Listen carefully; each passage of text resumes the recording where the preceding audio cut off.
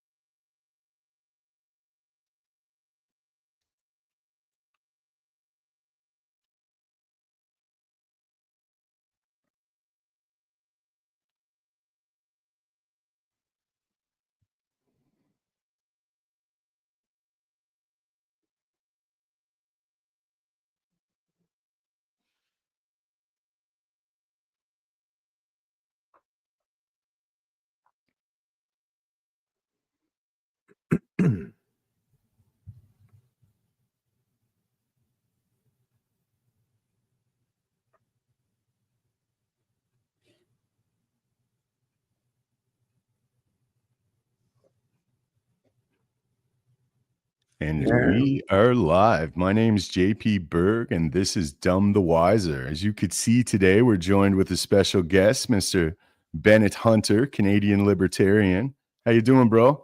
Doing great, JP. Good to talk to you again, man. Been waiting anxiously for this one. We kind of had it set up for last week, but as you know, I kind of had it was my birthday, but it's been a while since I've had any birthday party, but apparently this was one of them. So, but I'm glad that we got to postpone it and it wasn't for too long, and here we are now this week, and I'm looking forward to the chat for sure. Absolutely. And that's a good reason to cancel, man. Your family going through all that trouble to throw you a little surprise party. That was really cool. Yeah. But like you say, we are back. A lot of people don't know this. Before I started my podcast, I was actually a guest. I went on Bennett's show twice, and we had a few good conversations. So it's great to come back. And it was like I mentioned backstage, it's been not quite a year since we last spoke, but it seems like 5 years of things that have occurred politically, especially. We watched that election happen. The installation is what I would have to call it. What were your thoughts on that? Yeah, well, like I say, the crazy part, like you were saying, even the year and the amount of stuff that has happened in that time, just to give you a little context, I've been basically paying particular attention since about 2008, 2009, the first Ron Paul run. And if you think 1 year, and you're absolutely correct in how crazy, like the amount of stuff that has transpired, just one or two of these things should be enough to put most people up in arms, right? And you think, but there's all these other things, and yet most people are still docile and complacent and kind of going along, right? And then add another, what would that be? I don't know, another 12 years or so, or 14 years on top of that. How long I've been paying attention? It actually shocks me to the core after all this time, although I guess not really, but the common part of me, the common sense part of me thinks this just can't be possible. But then I think there's a lot of ways that people can be manipulated.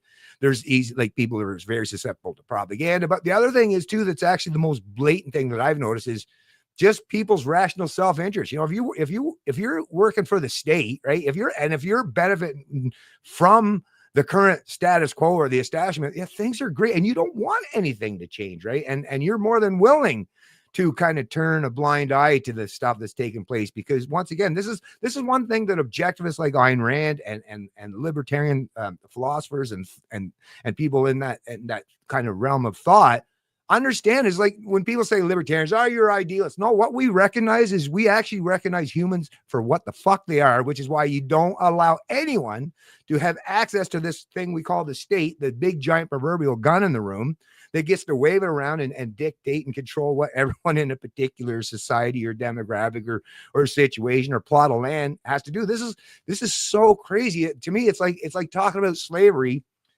But at the time when you were talking about slavery, I guess it would have been a lot more confusing because so many people would have been used to or accustomed to the benefits, I guess, that they might have accrued from having free labor, right? But so it's kind of hard to convince people that they're on that side of thing. But to me, the thing that stands out to me is, well, what about ethics, everyone? What about ethics? Because the thing that I do understand is everybody on both sides and everywhere in between, everyone claims, at the very least, everyone claims that they're seeking to do something, or they want to see the world as virtuous as they want. They, the left, I mean, the progressives, that's all they ever talk about is, right? Like they care, like the bleeding heart liberal, right? Well, where's the bleeding heart? Like I was just replying to another comment and someone that this lady was talking about the whole COVID fiasco. And I said, well, if you support, you feign like, oh, you got to get the jabs, and whether it's for the measles, I think it was about the measles now. So not necessarily, they move on to something, but I was like, oh, you should be, you anti-vaxxers, you're causing all this. Like, well, okay, so you care about people, right? But I asked her, do you support vaccine mandates? Well, yeah, of course. well, then you're quite selective. I guess you have a lot of care and compassion for some people, but not necessarily those that you want to coerce or force or cajole or mandate into having to take a jab. That, once again, if these things are so effective, what the fuck do you need me to get? Like, if you're jabbed to the max, why? I keep asking this question. I've never got a good answer so far yet, but why? And especially when you're talking about something like the measles, like COVID was new, but everyone knows that supposedly if you get a measles vaccine and it's so effective and it works, well, then what the fuck do you need to force me to get one for? Don't worry about me. Like I'll worry about me, my family. We kind of worry about our own selves. But like I say, from last year till now, the one unifying thing that I've seen that everyone should be at least be willing to agree on, recognize, is there's priorities that people are placing in terms of what they want done. The problem is there is no such thing as a one size fits all, because as you can see, me and John Paul disagree vehemently with a lot of people on the progressive side of things. So how do we deal with this? How do we contend with the fact that we want to, I would prefer to live in a cohesive country where, we have a live, let live mentality. You do you, I do me. But how do you do that when, once again, this big giant apparatus called the state has the capacity, and the people within this country have the willingness to use it and wave it around and keep for, there's only so much you you wouldn't do it in your own household, right? If instead of all the people in your household, argued, debated, come up with pros and cons and points and entered into agreements voluntarily and stuff, and how you were going to set the rules. Well, if there was only one person in the house, or people in the house got to vote or dictate that, well, if I say that you have to do whatever I say, nobody could live in that. You couldn't live like that in your own household. But yet we seem to put up with it at the macro level in terms of the state. And it's something that you can see is driving a huge, massive wedge between large cohorts of our society. And I don't know, are we at the point yet where it's irreconcilable differences? Because I've been waiting for years and years and years for people. I mean, after the COVID, you would think somebody at some point in time is going to say, okay, let's try talking to each other. But most people still, and I'm seeing it playing out in the US and the UK and all these other places, everyone's still playing or wanting to play, and more people are participants now in playing the identity politics thing or collective guilt and punishment, rather than let's just sit down and, instead of gossiping about, like the perfect example of Ben Shapiro, and the whole identity politics, or on the other side, that would be your days. How about you just sit down and agree to discuss or debate these things rather than gossiping behind each other's backs, right? Because you're never going to get to any point where you're going to try to unify your country or your society if you're not willing to have the conversation. And like, I don't know how people can go this long without recognizing that small fact, JP. Everything presently is so hyper polarized, just the zeitgeist, that it's pushing people into this division. It's pushing them into these dichotomies and these false dichotomies. And we're at each other's throats, when what we should be doing is looking up at the apparatuses, looking up at the way we create the monetary system, looking up at our institutions in Canada. Our Westminster parliamentary system is rife to be exploited. But some of the problems that you mentioned, I think with the electorate, they're, number one, they're complacent. They're very apathetic. And then I've even started to encounter in this last year people that know. It's almost like they get the true sense that something's going on, but they're afraid to look. You know what I mean? It's like that almost like it's analogous to, like, there's something under your bed, a monster, and you're a kid and you don't want to look under the bed. That's what they're like, right? But I mean, you're always better to check and see if there's a monster, man, because in this sense, there's quite the quite the petrifying monster in the form of the state, as you said. Hmm. Now, before we go any further, we got about 100 live viewers, so my account is heavily deboosted, as is yours on X as well. Yeah, so for sure. if everyone can share this stream, it's immensely beneficial for us. Yeah. So what did you think, Bennett, watching Pierre Poilievre lose his district and then being pushed over to Alberta? What did you make of that? Well, to me, it wasn't. I knew there was some nefarious stuff that took place in all of our countries in terms of at the through the electoral process. But I didn't realize that they would go so severe or so far that way. But then again, they're kind of learning and adapting some of the tactics from some of these progressives in the States and stuff. But what it is they're very much, I will say this to anyone that's a conservative, and like, don't hate me for just telling you facts, folks, because just like with I wouldn't be in the position or the mindset I am today if I didn't have to quash a lot of my stupidity that I thought in the past, right? So I had to go through a transition of learning things. But conservatives, the ones who were the ones today, is in terms of at the political level, at the very least, is you guys just keep getting your asses handed to you. And what you don't realize is, and it's not exactly right, but men have certain things that they're really, really good at, and women have certain things that they're really good at. And everyone in my own family, men and women alike, my sons, they're women, my wife, we all is men in the physical realm, historically and even today, for the most part, right? And of course, there's always exception outliers. We're really, really good with the physical stuff. That's our thing. It was kind of how we were not just born and raised, but it's part of our evolutionary processes. That's how the whole thing, the division of labor and the sexes all played out. But where women are at, and this is when you're talking about left and right today, really what you're talking about at the psychological level, and it actually translates into the political level, is dominant traits that are kind of more conducive to the male and the female. And today the left is more female oriented, the right's more male oriented. And what I'm saying is, yeah, a guy is like, it's like, yeah, you might be able to like kick a woman's ass that's smaller, but she's going to own your ass when it comes to psychological manipulation. It's kind of their wheelhouse. It's how if a woman was at a great disadvantage through all of history up against the men in terms of physical prowess, well, they had to find other skills. They had to develop other skills, right?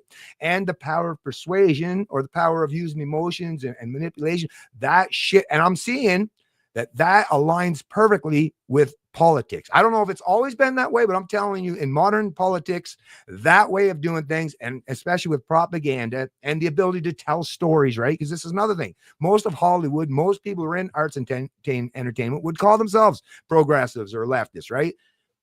And what it is, and because we live in the information age, we're not in the time where we're just physical conflict with each other. It's an information war, basically, is what we're currently living.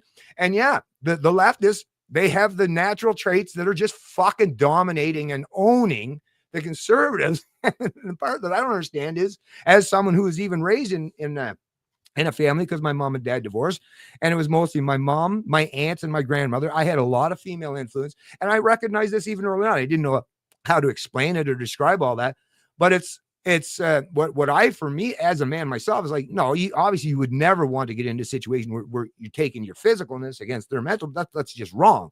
But what it is I at least learned, well, you better at least fucking, if you're going to deal with women, you can't, and of course you're not going to use violence. Well, you better learn to at least be at least on par or almost as good as they are, or maybe even try to be even superior to they are in using their own tactics. And that's one thing I recognize, that the right is now like so late than ever. But it's like, no. The memo was, no, don't play identity politics, you fucking retards. That's not what I mean, right? I mean, at least get to the point where you can tell a fucking story where it's entertaining, enlightening, and informative all at the same time, right? I mean, and reaches and appeals to people. But this is the thing, the right, as they call them, which is why I can't for the life of me say that on either side of this political divide, because like I say, one are just seemingly, they do seem to be the ones that have the most evil intentions, or whether it's just rational self-interest, but it turns out to be evil for everyone else. Or once again, the conservatives, that's inept. They've got, and when we're talking about this, let's bring it down to our personal level, JP, because it's easy to think in the abstract, like, oh, the public sector or government, but let's just be honest here, folks. When we're talking about this, we're talking about the men in our own families, the women in our own families, the people that we work, co-workers, right? Maybe our neighbors. Maybe you got a couple neighbors or so that their wife works for big government, and they greatly benefit from the fact they can have not just that second car, but maybe a brand new side-by-side, right? Maybe another $100,000 in renovations in their home this year. Why? Because they have someone in their life that doesn't get their money through the private sector, but they gain their money through the means of forced and coerced redistribution. And to them, but they're greatly benefiting from it. So why would they want to rock the boat? Once again, rational self-interest tells you that this is going to happen. And once again, the thing that I keep coming back to is, if we're not going to, right, we can't necessarily get into it as a fight, because then that, how that gets into. We can't just ignore each other because we live under democracy, which means we're basically forced to associate. So what's left? The one thing that's left is, can we fucking sit down and talk about this shit? Because if we don't, some bad things are going to, they've already happened, and they're going to continue happening, and they're only going to get worse, because the longer this plays out and people see no end in sight, it causes people to be desperate, and people that are desperate will resort to some very nefarious tactics that are not going to be helpful or good for anybody involved, left, right, or anyone else in between. So most important thing, as you know, and I've been hammering away at this forever, is when I start seeing, people on the left, the progressive types, even remotely willing to sit down and engage with dialogue or debate or vigorous discussions with people like you or I, or even their counterparts, right? If I see CBC hosting a panel with Pierre Poilievre, and they're actually sitting down having an actual discussion rather than just, trying to do 5-second sound bites, then I'll know we're getting somewhere. Or if I see it, even if it doesn't happen at the top down level, if I start seeing my neighbors now starting to reject all the benefits that they've gained, right? Or other people that I'm aware of, or even people in my own family starting to reject all the ill-gotten gains that they have benefited from by maintaining and supporting the status quo. If I see them starting to pivot away from that, then I will know there's going to be a cultural shift. And then I'll know that politics eventually will start taking us to that place. Until that happens, I'm sorry, I don't like to be black-pilled, but I am a little bit, because I just don't see it happening, to be honest with you. So for me presently, this whole left-right thing, and I've been immersed in this culture war for years. I've been fighting it, trying to, essentially, I feel I built most of my following because I was culture war grifting. I didn't get that at the time, but right. I'm responding in a conservative way to all of this really far left stuff that I see as absurd.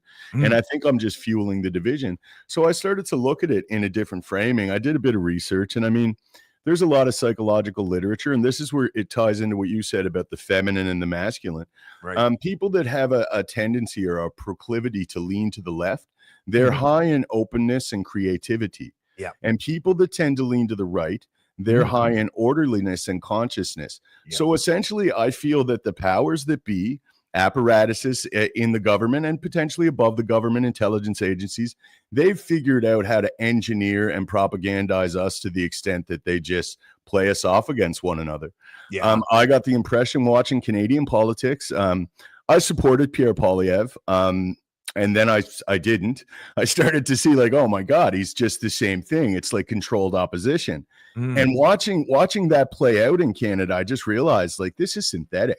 I get the impression like I'm watching the WWE, and they all go on in the parliament and they do their little speeches, and they're bad actors. It's not even good. It's not like we're getting quality acting out of these people. No, it's just mouthfuls of scripted rhetoric. And then all of their MPs get up and clap. It's like seals clapping for whatever is said. And we get nowhere. And we're watching this performance, and it just seems like an illusion to give us the impression of participatory governance. It just doesn't seem like we have anymore. When I watch this play out, I have to look at it more broadly, and like the Commonwealth countries and in other parts of the Western democracies, we're seeing the same detrimental policies implemented.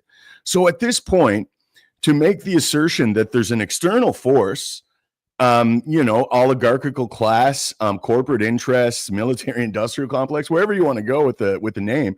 But there is an external force that are influencing our politics. Mm-hmm. And it just seems like our politicians, there's a public-private partnership, and they're all along with the agenda, man. And everything we're seeming to get now is theater. That's just my impression.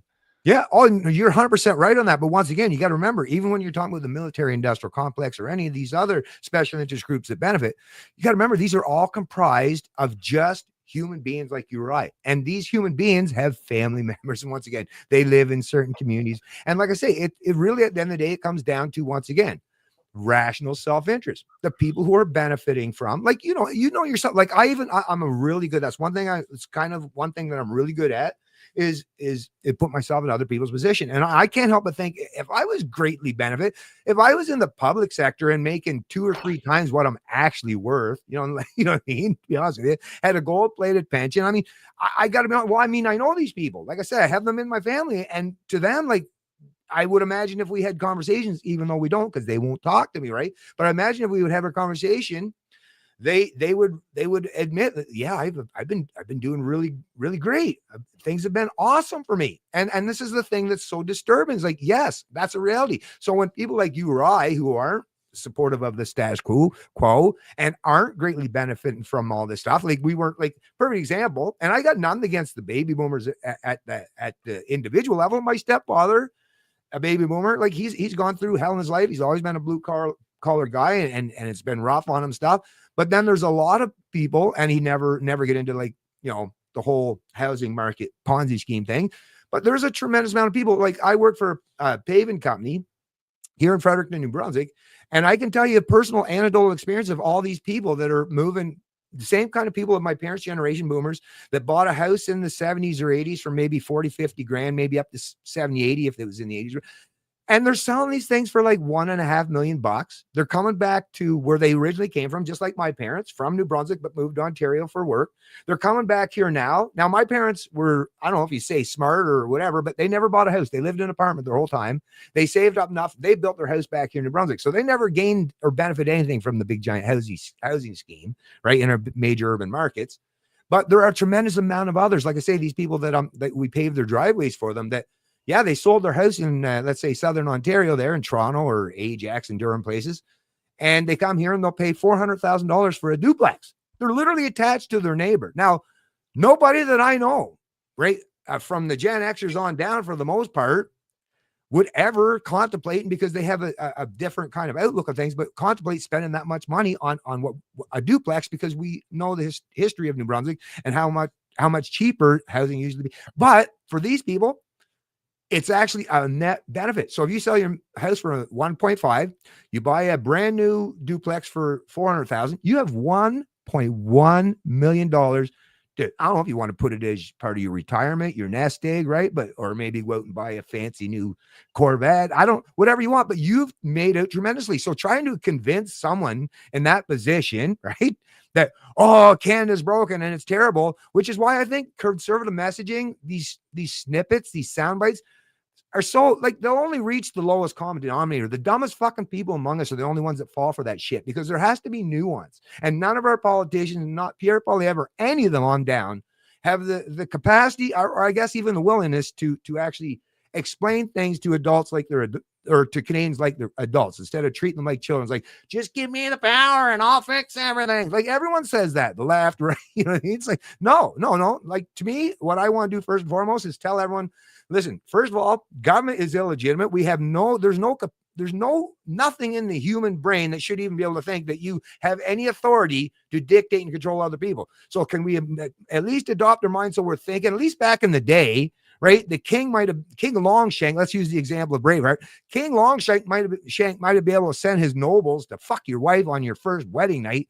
But the guy that had to put up with that shit, he wasn't stupid enough for the most part to say, well, it's normal and it's legitimate, that because he's the king, so he should be allowed to do that. Now, he had to begrudgingly allow it or be beheaded, right? I suppose he had to make that decision at the time. It's like, well, either I fucking begrudgingly allow this to happen, or if I try to stop it, well, I'm dead. And I'm no good to my wife, dead anyway. So I guess blah, blah, blah. But at least he was wise enough. Or I would imagine if you think back to the days of slavery, there were probably a lot of slaves that were at least wise enough to like, yeah, sure, it sucks to be a slave, but at least they recognized they were slaves.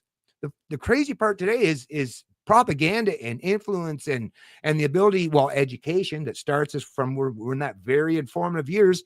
Now you have so many adults that are born and raised, and they grow up and they're living in adult bodies, but their brains are just like adolescents. Actually, I shouldn't be so insulting to adolescents, because I do have adolescent sons that were wiser even when they were adolescents than most adults in this country, which is a sad state of affair for people that constantly talk about education too, especially the left, right? It's like, education, you mean indoctrination, because if you were educated, you would at least have the bare minimum capacity to understand a little bit about economics, and that there's no such thing as free stuff, right? I mean, come on.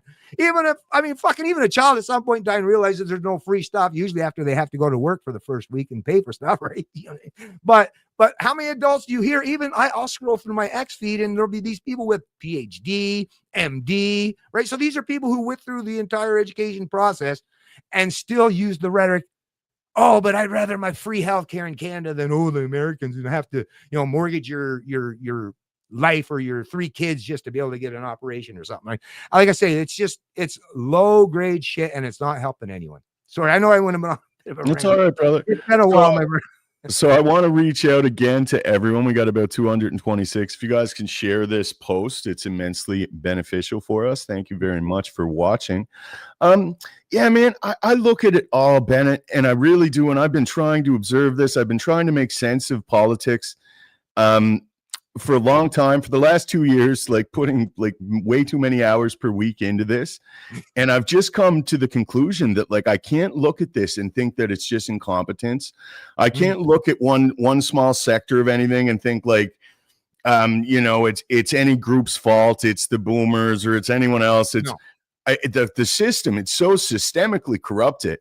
And there's so many influences that right now this WEF regime, Carney's government with penetrated cabinet, they introduced 12 bills this session of Parliament. Not one of them pragmatically endeavored to help Canadians or Canada.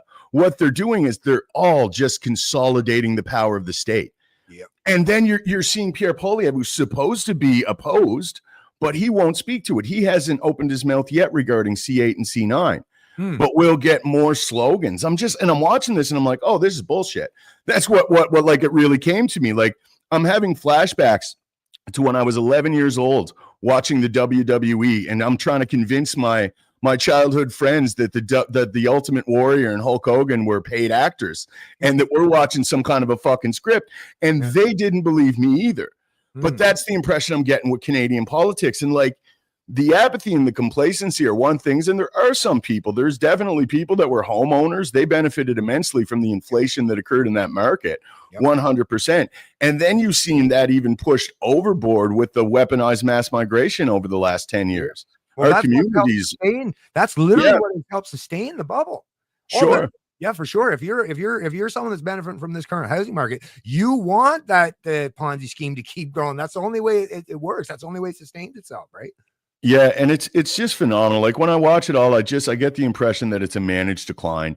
And I look at the Commonwealth countries particularly, and like you look at the way our politics work, like the Westminster parliamentary system, it's for centralized authority. We have an appointed Senate.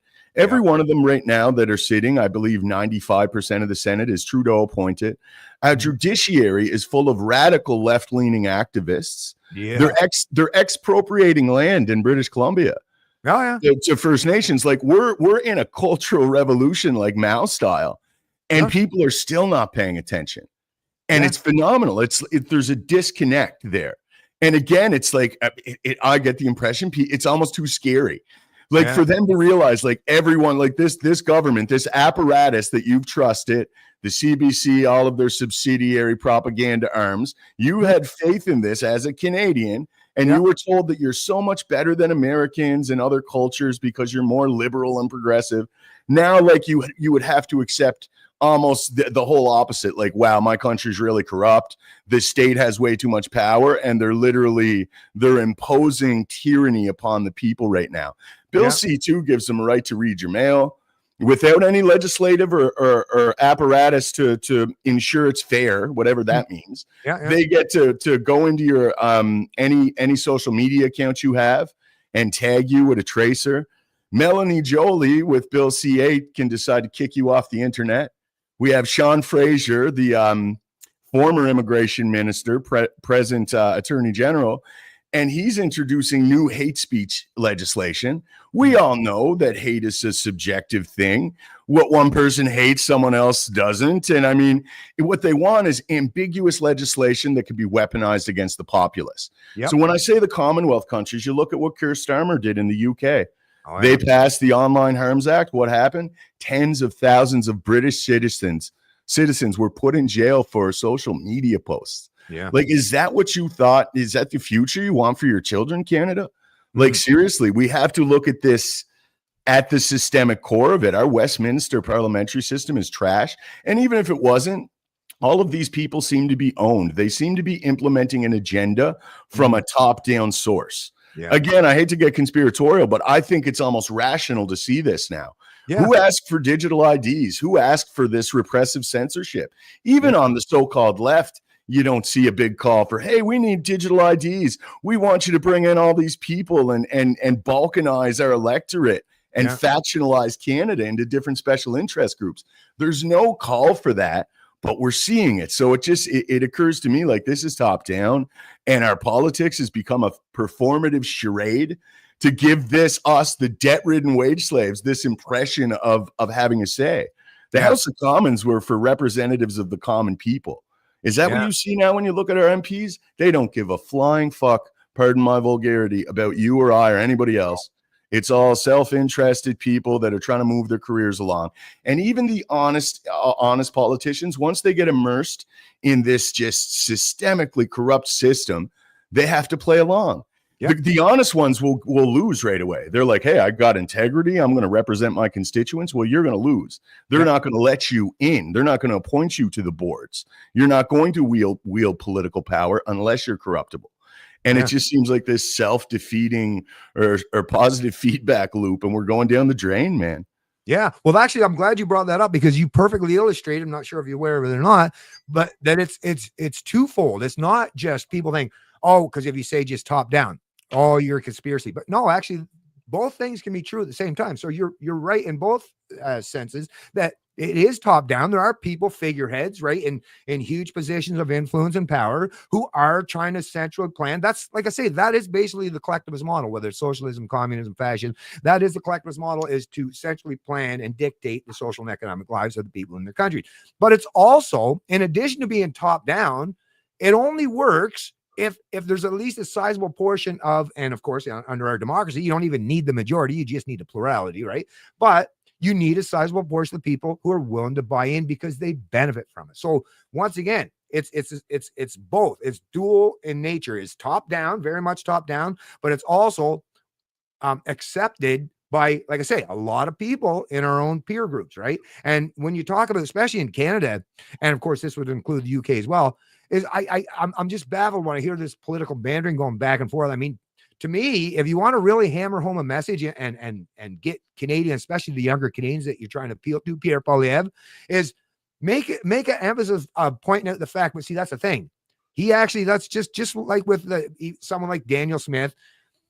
You know, she was against the Emergency Act, and I agree with her with what she's doing with not with Canadian Clause to defend, you know, the whole thing from this trans stuff. But you're basically using the same tools that your opponents. So they'll never get that's the thing. Nobody on either side is going to get rid of these tools because they're like, oh, I might want to use it too, right? But but with it's like the Lord of the Rings, right? But none of them want to throw the ring in. They just want to put it on themselves and rule like the other side, and that's not going to work. We've come to a foundational shift now. Something big is happening. I want to appeal to the room again. I thought real quick there, JP. So all of that was so basically, actually, let me make sure I can. I apologize for interjecting. Oh no, that's fine, man. But like I say, to me, so with Mark Carney, I mean, this is the most perfect example. Ron Paul could have only hoped at the time when he was talking about end the Fed in 2008, 2012, which were very, very much talking points that resonate with a lot of people because that it causes people to be curious and inquisitive and trying to figure, what does this mean? Why do we have central banks? We have, as the current prime minister, the sitting prime minister of this country is the former central fucking banker. Like, aren't Canadians even inquisitive or curious? Wait a minute, central bank. Well, what does that mean? I know my bank when I go to the Scotia or I know what a bank is. Well, that you go to get a loan or a mortgage. Central bank. Well, first of all, what is a central bank? Why do we need nobody? And I've shared multiple times in the past. I'll be doing it probably more again going forward in terms of even if you go all the way back in Canada where we didn't even have such thing as an income tax until the central banks and stuff started coming to fruition. And of course, it had to do with the war. But why aren't people, so everyone understands the economics, right? Economics is a huge, important factor in our life, all of our lives.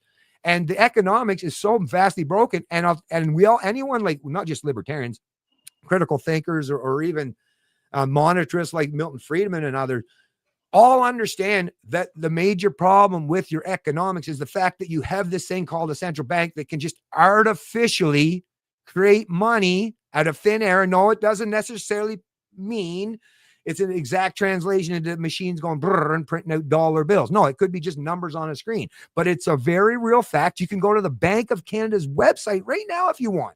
You can just read their mission statement, what they're all about, what they can do, read up terms like quantitative easing, and you will, if you're even remotely intelligent, you'll come to the realization, oh shit, so they have the ability, not based on economic activity of increasing the money supply, but just arbitrarily, whenever they want to, by fiat. Oh, we're in trouble now, so we better just artificially stimulate and that's the other thing. How do we fix situations when there's this thing where you can just enslave entire generations of people to paint over the current, economic malfeasance and issues that have been taking place? That's something that, like I say, and there are a lot of Canadians in this country, liberal, progressive, who have kids themselves. Don't you give a flying shit about figuring out, well, wait a minute, what?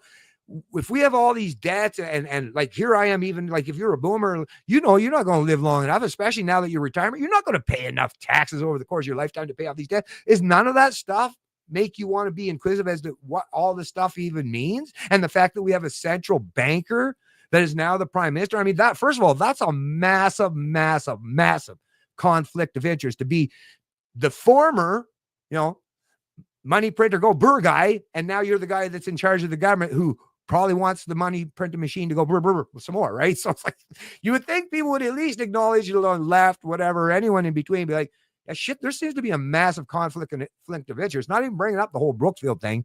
But once again, nobody's talking about that, not the conservatives really. And that would be something that if you want to, get young people educated, informed, and really starting to figure things out, talk about these kind of things rather than, you got to axe the tax, right? And then they axe the tax and then you got nothing to fucking say. Get to the point, the core of the issues, the fundamental aspects of all of our societies and all of our countries, what's actually causing the harm and how we can get to the point where we can fix it. Because until you do that, it's just going to continue on status quo.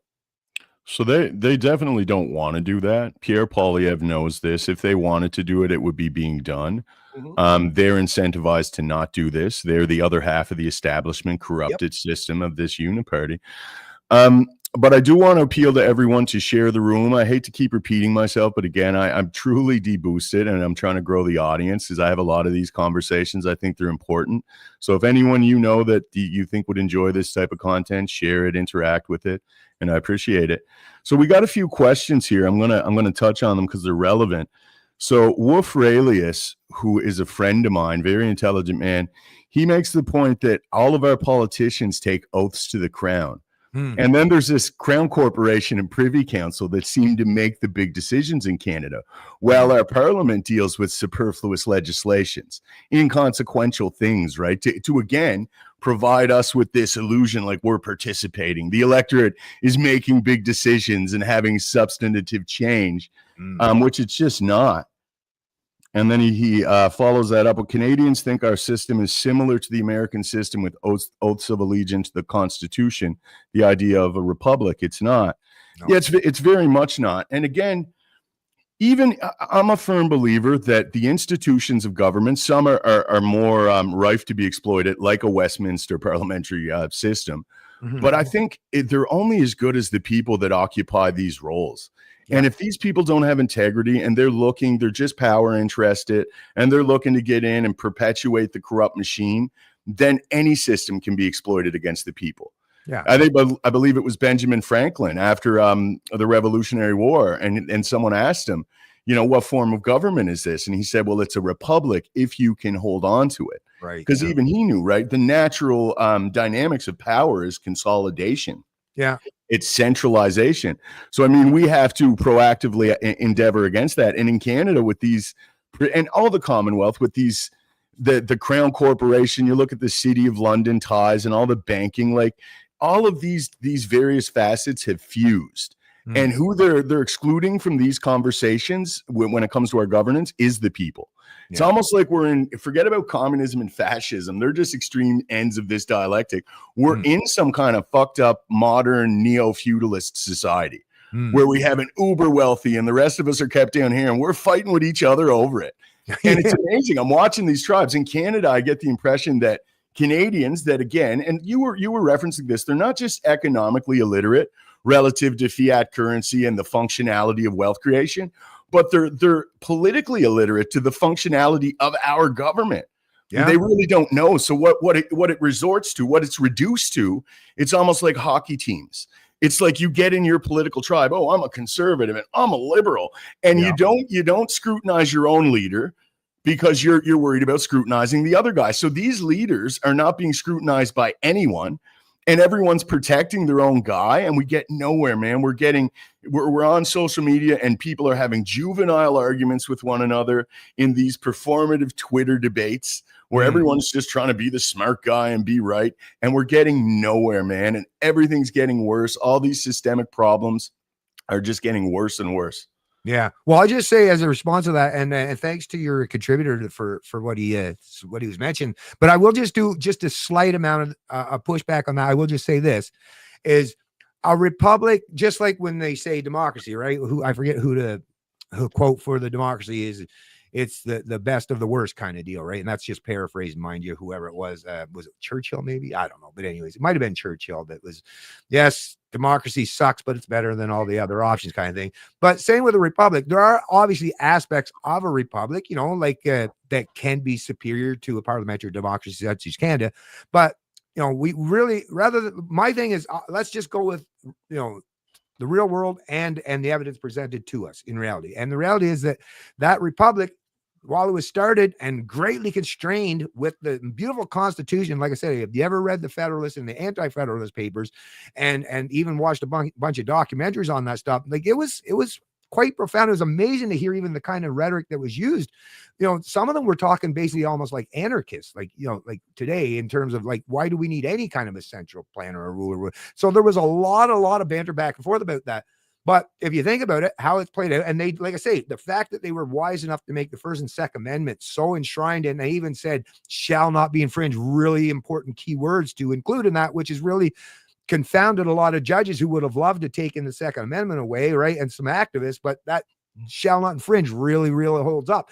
But why that holds up is it's not the words written on parchment paper. It's how clear and concise it makes the person think about that stuff, right? It comes down to liberty starts as a state of mind, and the American experiment started out with that proper state of mind, right? It had a very, very clear vision, a very clear goal. But as we've learned over a couple hundred years, just through the power of sophistry, manipulating language, legalese, and and all that.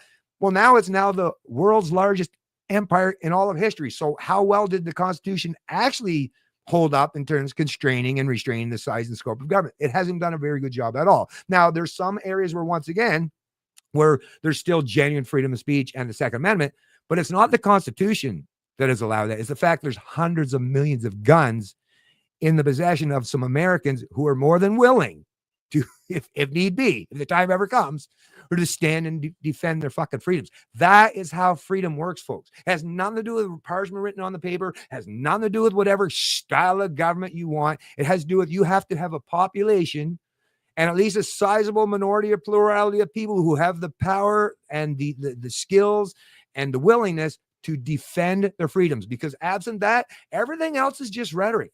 It's just rhetoric. It's just stories. And like I say, America has the greatest story But not only do I not want Canada to necessarily replicate it, because I've seen, but there was some fatal flaws there. And what I want to do is, hey, if Canada, first of all you elbows up Canadians, listen, I'm right on board with you if you want to have some kind of a national pride, but only if and until you actually get on board with, if you care about fucking freedoms as you claim to be, then if you want to be superior to America, then let's do it even better, right? Let's get to the point where we're actually drafting some kind of constitution or figuring out a new way where we can have enshrined freedoms that are even surpassed and superior to what America has. Because as we've seen, theirs has even faltered and failed from time to time, and is definitely in recent years, especially on the economic stage. But that's what's got to take place. But the style, even just something, and I'm not against it. These are good conversations that should take place. But I've already I've gone way beyond the point of red versus blue, or this particular kind of government over this kind of government. Once again, all of it is going to fail in the end if the people who are going to negotiate or going to even decide what kind of a system or what we're going, if they don't even at bare minimum understand what it is to be a free human being, it's just team red versus team blue, and whoever's going to win is going to be able to impose their will on the other side. And that's not a whole lot of fun, to be honest with you, depending on what side you're on. I 100% agree, man. And that's what we're seeing. We're seeing the right embrace identity politics and collectivization. We're seeing the right now want to impose their own blend of tyranny on the people, and they miss that. A lot of these post-liberal thinkers, especially the young guys that didn't have a good understanding of some of these ideals before they went, like they were born in their 20s, they start to reading post-liberal thinkers, and they start to think, oh, well, freedom's an illusion. What do we need that for? What we need is, security, and we need to ensure that our values are upheld, but they don't even value freedom. No. And when you say freedom to them, they almost look at you just as crazy as a leftist would, freedom. It's like, man, you don't want to centralize authority. You want to decentralize authority. That's just, no matter how extreme you go at it, like we got to start that process, because that's what's happening. And power by its very nature, and you're absolutely right. Look at what America become. Like let's look what the founding fathers wanted it to be. And then what it became, the world power and empire. And like you say, and the president of the United States was never intended to have the powers he has today. Cool. That was supposed to just be an oversight role, right? And Congress was supposed to deal with the legislation and everything, right? And that's changed. And it's just the nature of power. And generationally, you see this stuff happen too. Like in the Roman Republic, like it got so convoluted with oligarchy that you needed the strong man to come in and break it up again, right? Like, and it's just a little bit of history repeating itself with everything. But we got about 325 watching presently. I want to appeal to everyone. Now, Bennett's link for his X account is on my page. Get over there and follow Bennett Hunter. There's a lot of people talking right now. Thanks, in these spaces, and they're not authentic. Forget about how you will line up, and if you agree with this person or that person, we're all going to have differences. But what we need to ensure is that the independent voices that are here talking for themselves are getting elevated, because we see this. And that brings me to something I want to touch on. You see in these alternative spaces, all these shill accounts now. Yeah. Like they present themselves like they're these independent voices for the electorate, and they're not. They're just party players. They're just insiders trying to perpetuate the establishment and culture war grift. And they've got huge accounts doing it. So what I'm seeing is like everyone in Canada, even the people that are slightly insulated from all of the immediate problems, they're looking around and they're thinking, okay, something's going on. And they watch the CBC and they're finally coming to the point where they realize, I don't think this CBC is telling me the truth. So they get on these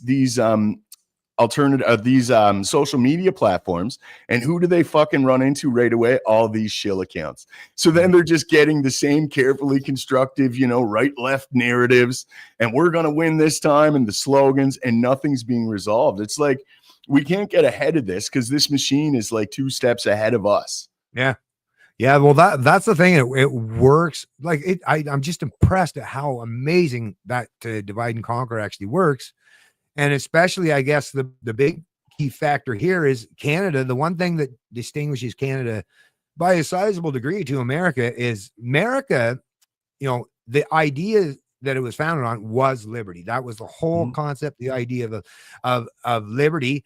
And that was the one thing that no matter what was the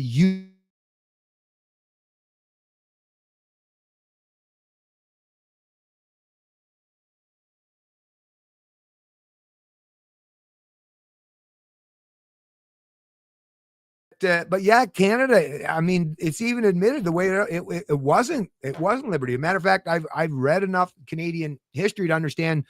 I mean, even in New Brunswick, where I live, if I go down to St. John, I used to drive for Sunbury Transport, and that's where they're stationed out of St. John. You drive into St. John, it's the Loyalist City. And it's called the Loyalist City for a reason, folks. It's because these are people who weren't, the ones who were staunch defenders and proponents of liberty and were willing to accept that, yeah, without big government, the big apparatus of the state, we're going to have to be much more self-sufficient, self-reliant. We're going to have to step up. We're going to have to be much more entrepreneurial. That kind of mindset, the people like that, they gravitate to the States for the most part.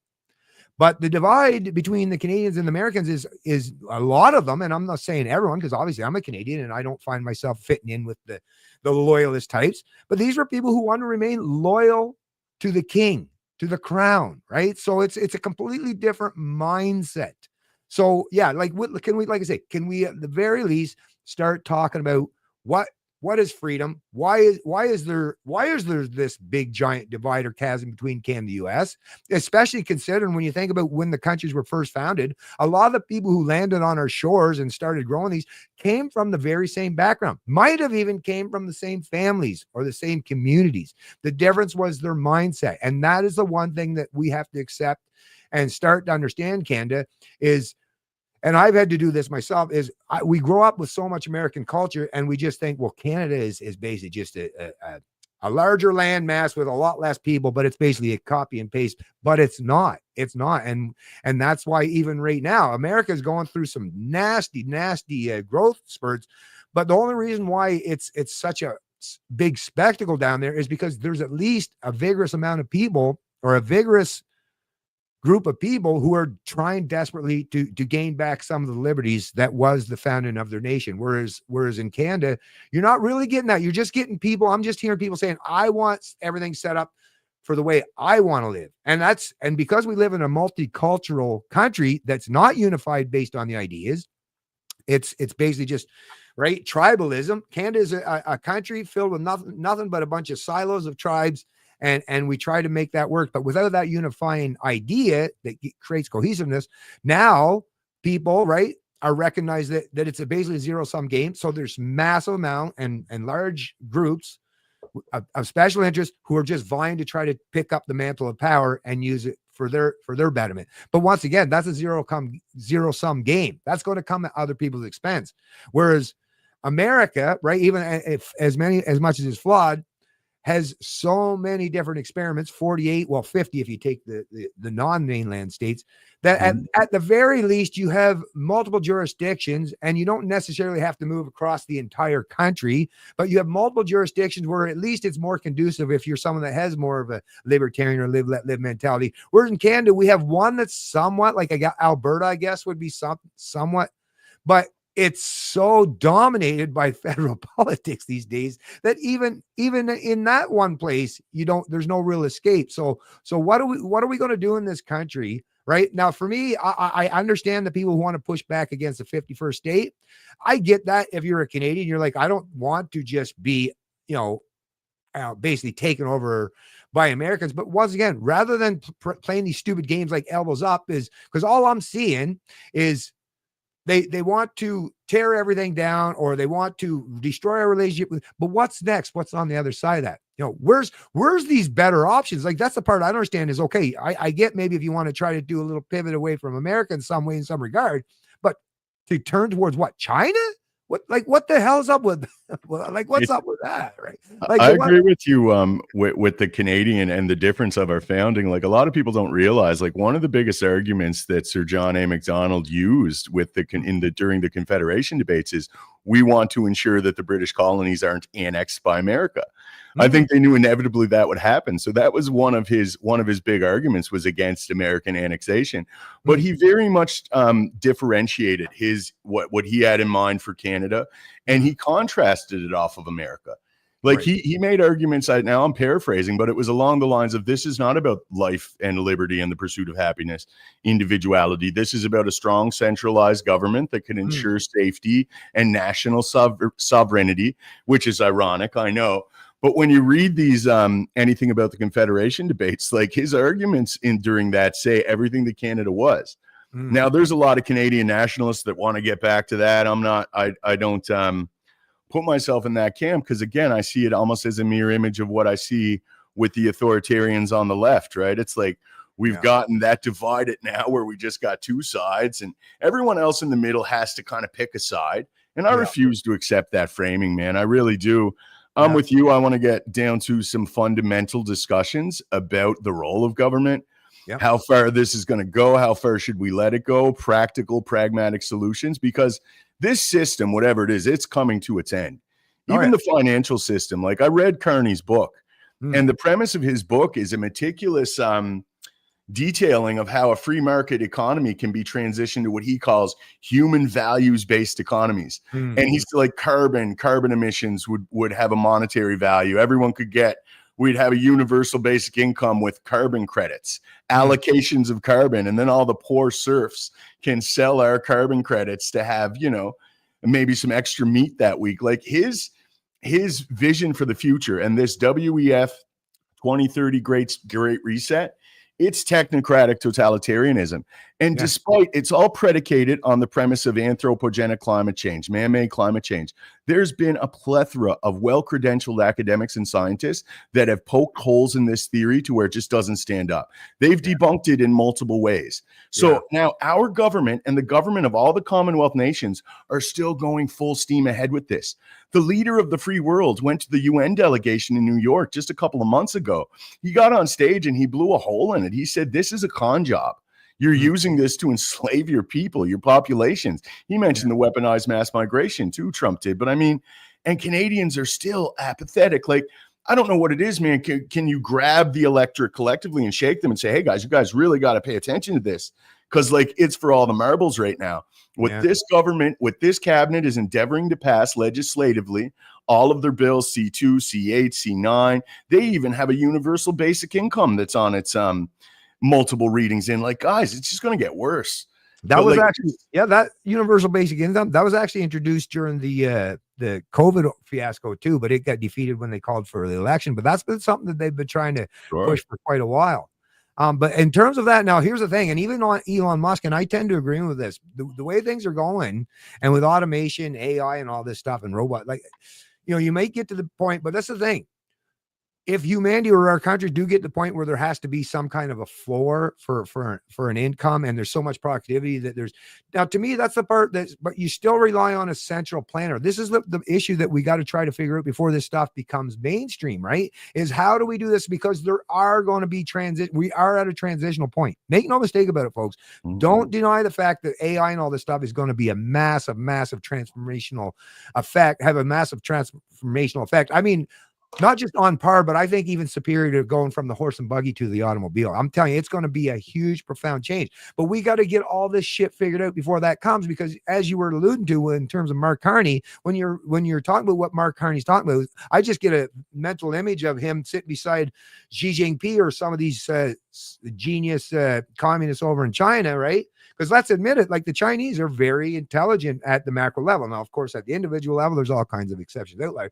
But it's like, what was he looking over, right? It's like, it's not even original idea what he's coming up with. He's just watching Xi Jinping and writing fucking down the answers that he's come up with and how you run society. The problem that people like Mark Carney and central planners like that is they look at it as you or I or the Chinese citizens or even Indians as just replaceable, right? Just different pawns on it, but it's completely different.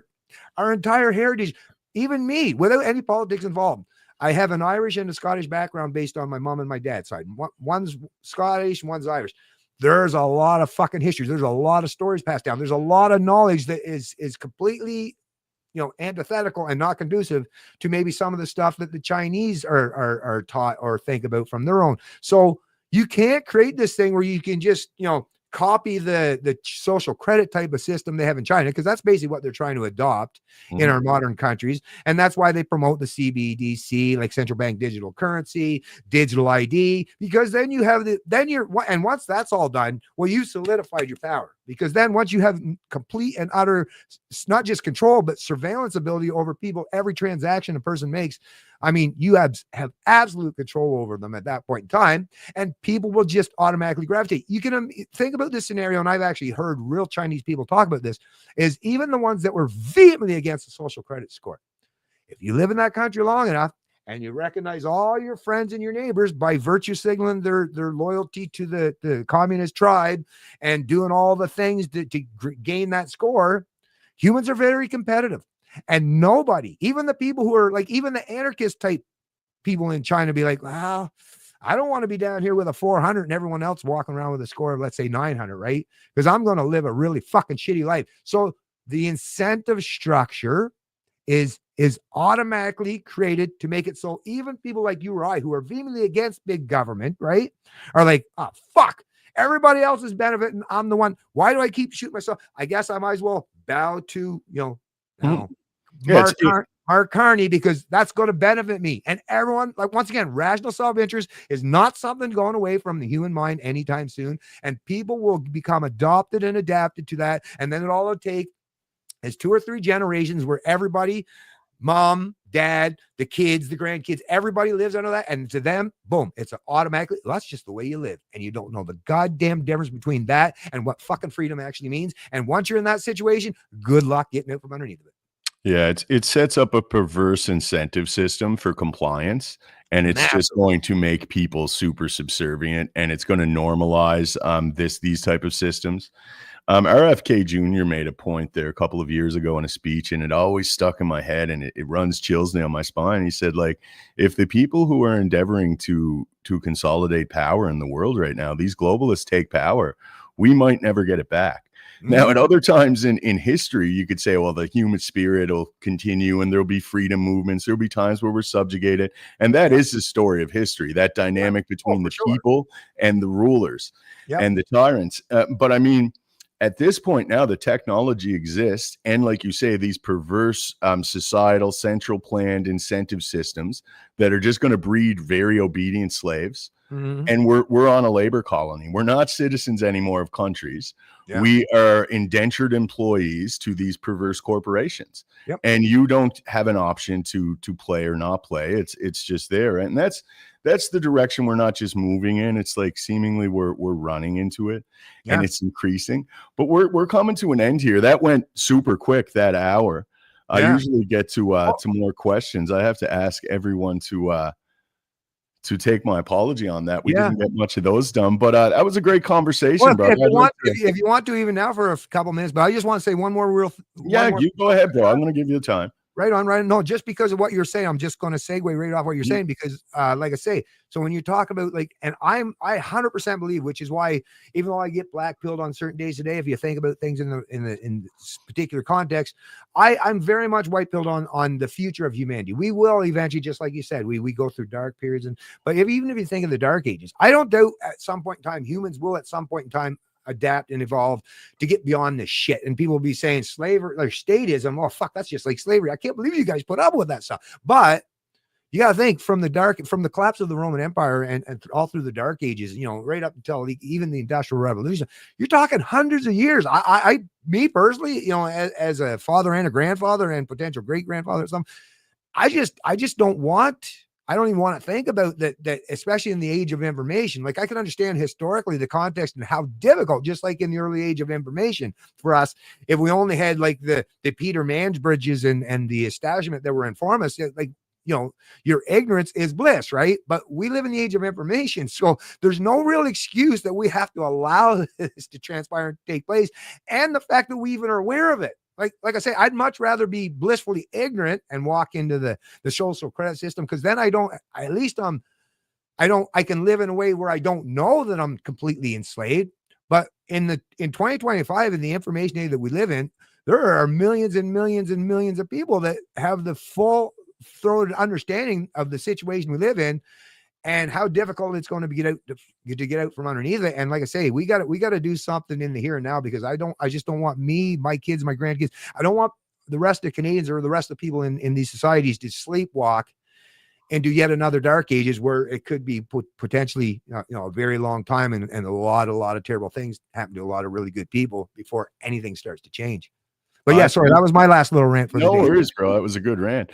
I'm of a firm belief now. That's why we're seeing all these hyper sensational, polarizing issues in Canada and all across the West. They want us all fighting because they are trying to push us into that system the last of the way. And Yep. they don't want any unity. You're seeing, like, you know, they want us back in our left-right camps. They want us back in our racialism. Like, we're going to collectivize on every variable metric and just fight each other instead of saying, look, guys, we really can have unity without uniformity. And let's like try to unify to the extent where we can, you know, ensure that our integrities have some integrity, our institutions, that we can ensure that our currency has some soundness, that it's not just fiat, you know, garbage. Right. But I mean, hopefully we'll get there. And I think one of the things that is pushing it is people having these conversations, independent people. So again, I will appeal to everyone watching, get over there and follow Bennett Hunter. It's very important to elevate true independence in this space because there's a lot of fake people. And I do want one more time, we got about 450 watching live. I received the majority of the views on these videos long after the live broadcast. So if I could still, despite us ending up here, if I could still get you guys to share it, it's very appreciated. And I want to thank you guys for coming out. I want to thank you, Bennett, for coming to speak with me. And this is Dumb the Wiser. My name's JP Berg. Cheers, guys. Take it easy. Have a good one, everyone.